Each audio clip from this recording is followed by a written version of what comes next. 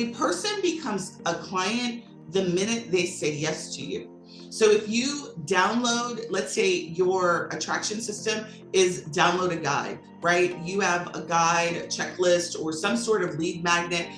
They become a client of yours the first time that they say yes. So every time somebody says yes to you, you need to have some way to welcome them. Does that make sense? Like, it's not like the time that somebody says yes to a trip, they've already touched you, interact with you multiple times by then. And so you need to have some sort of onboarding process, although it may not be as extensive as when they become a paid booked client with you, but you need to have some sort of welcome kit every single time somebody says yes to anything that you provide.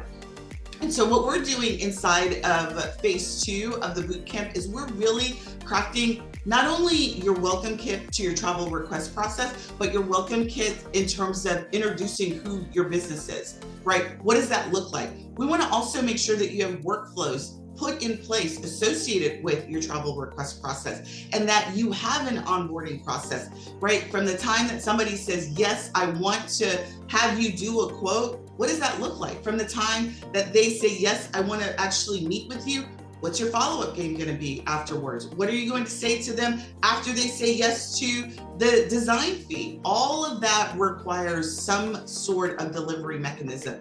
You are not just a travel advisor that books. You actually have processes before the booking that you want to make sure that you onboard people correctly, because that is the introduction to you. Reply CEO to join our Travel CEO session.